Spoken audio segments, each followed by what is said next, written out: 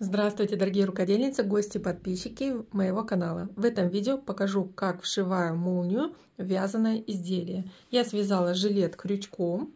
Полный мастер-класс вязания жилета смотрите либо по подсказке, либо по ссылке под видео. А в этом видео буду рассказывать именно, как вшить молнию. Здесь у меня молния гораздо длиннее, чем края полочек жилета. У меня молния 80 сантиметров. Вот такая молния трактор. И получается, что она длиннее, чем край. Я буду вшивать молнию от низа резинки до верха воротника, чтобы можно было застегнуть воротник и поднять его вверх. А здесь у меня край жилета получается длиной, если мерить от низа резинки до верха воротника, то примерно 75 сантиметров. Но все-таки лучше взять молнию чуть длиннее, ее всегда можно укоротить, чтобы у вас молния точно подошла. И перед тем, как приступить к вшиванию молнии, ее необходимо декотировать, то есть обработать паром или прогладить через влажную марлю, чтобы молния прошла влажно-тепловую обработку и дала свою усадку. Перед тем, как начать вшивать молнию, я ее приметываю с помощью обычной иголки и беру даже нить белого цвета, чтобы эту приметку потом можно было убрать. Пока у меня молния не отрезана по высоте, это сделаю после приметки. Приметку начинаю делать снизу вверх. Вот так вот смотрите, распределяйте молнию по низу. Хотите край в край, хотите чуть выше, допустим, на сантиметр. Я буквально там на 5 миллиметров делаю выше молнию от края. И вначале вкалываю иголку. Вот здесь вот край такой получается плотный, здесь не вколоть иголку. И вкалываю чуть выше, начинаю приметку. Здесь сразу определяю, на каком расстоянии будет вязаный край и вот центр молнии. И начинаю делать приметку. Делаю приметку, как я и сказала, от низа до верха воротника, ну, не доходя там примерно несколько сантиметров, чтобы потом отрегулировать ее по высоте и сделать уже приметку до самого верхнего края. Сейчас пока приметываю молнию в застегнутом состоянии и покажу тоже, как буду приметывать по второй стороне, ко второй полочке, чтобы у нас молния распределилась равномерно, то есть застегивалось все на одном уровне.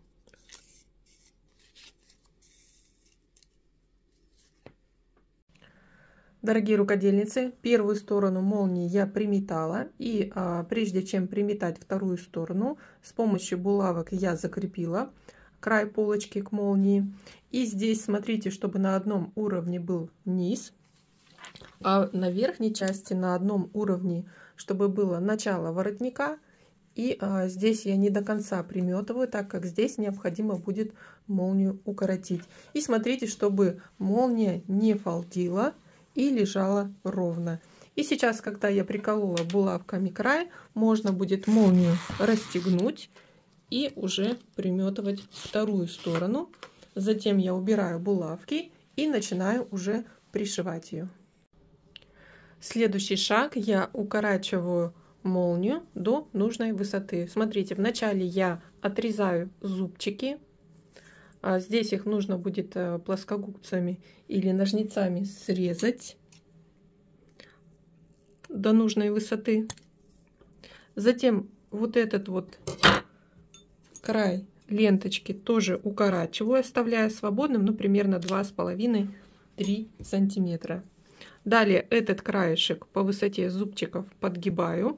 С помощью черной нитки с изнанки пришиваю здесь по краю вот эту подгибку. И здесь еще множеством стежков делаю вот такой блокиратор, то есть наматываю ниточку, чтобы у нас собачка не вылетала вверх.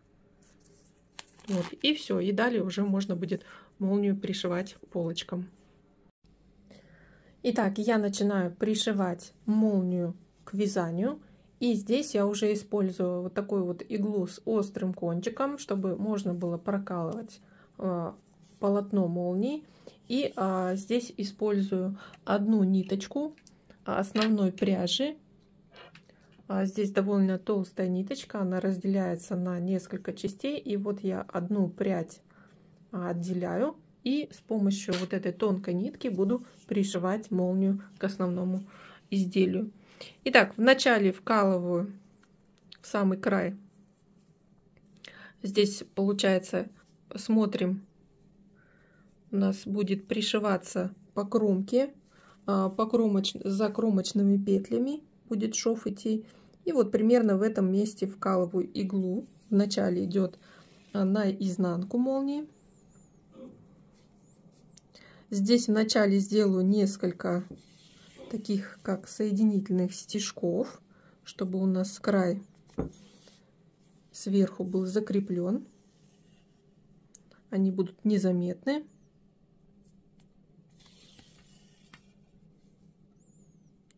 Так, теперь я вывожу иголку на изнанку.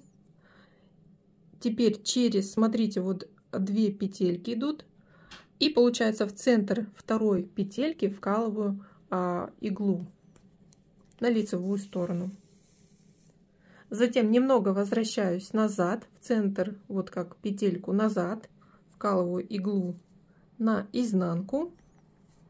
И вновь пропускаю вот одна и в центр второй кромочной петельки вывожу иглу. Я называю этот шов такой, как шов назад. Вновь возвращаюсь назад на одну петельку, в центр вкалываю и вывожу через 2 петельки, примерно они длиной получается 5 миллиметров, и делаю стежок. И вот такие стежки выполняю и пришиваю молнию. Сейчас покажу, как такой шов выглядит на изнанке.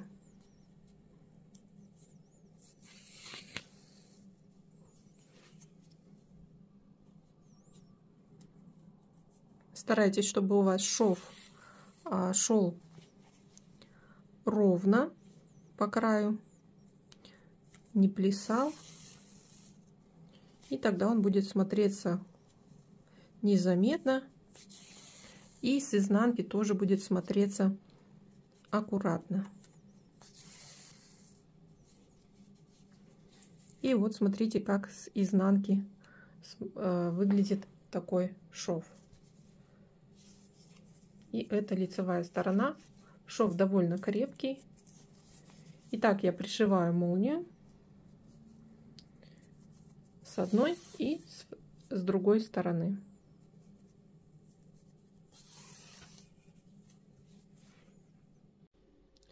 Итак, дорогие рукодельницы, я закончила вшивать молнию. И теперь мне необходимо с изнанки закрыть вязаной планкой, вязаной полоской вот эту вот сторону молнии с некрасивым швом.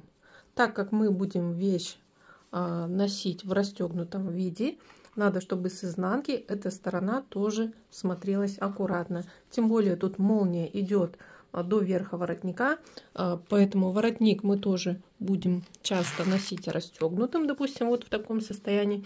И эта часть должна быть закрыта и смотреться аккуратно. Поэтому вначале необходимо связать планку. Можно набрать цепочку воздушных петель и провязать 1 или 2 ряда столбиком без накида.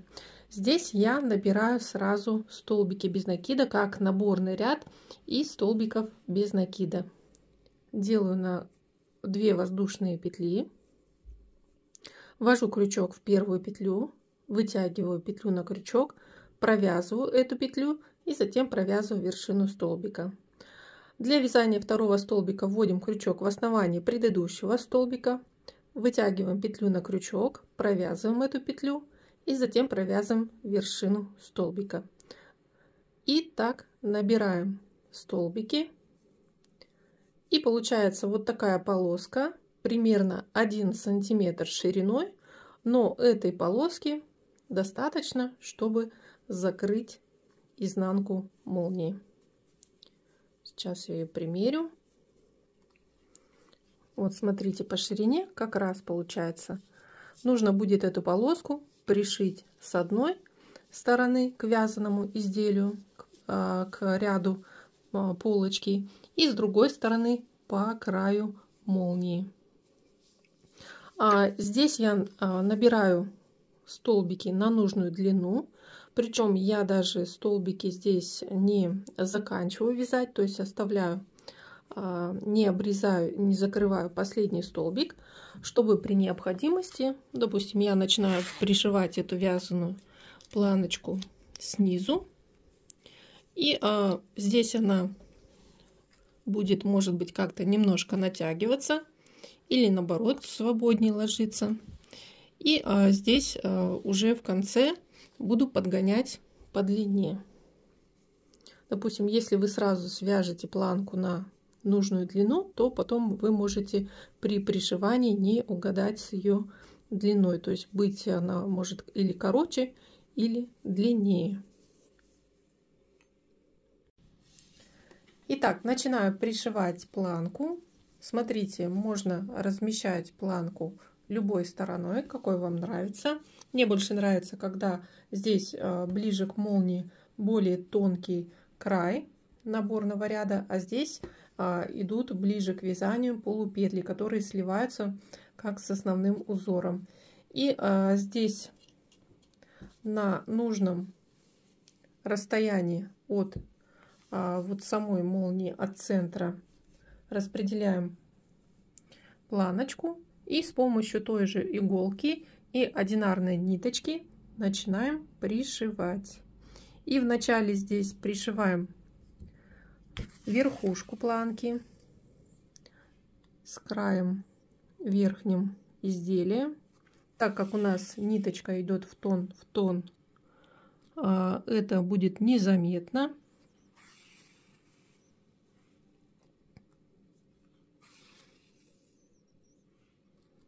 Так, сделав несколько стежков, далее начинаем пришивать молнию. Молнию также пришиваю швом, как назад иголка. То есть вы сделали стежок. Можно вкалывать иглу только в ткань молнии, то есть не прокалывать целиком полотно, чтобы у вас выходила иголка через вязаное изделие, как бы через планку, через полочку. И здесь вышла ниточка, немного назад возвращаемся, вкалываем иголку и сделаем длинный стежок. Сделали стежок, вновь возвращаемся и делаем длинный стежок. И таким образом пришиваю.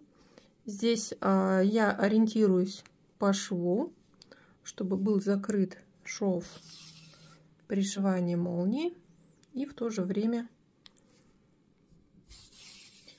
вязаная планка не находила на зубцы молнии. И пришив с одной стороны планку, здесь получается по полотну молнии, со второй стороны тоже вот за полупетельки здесь мы уже пришиваем к вязаной полочке второй край. И тогда будет завершено пришивание молнии и будет смотреться красиво и с лицевой стороны, и с изнанки.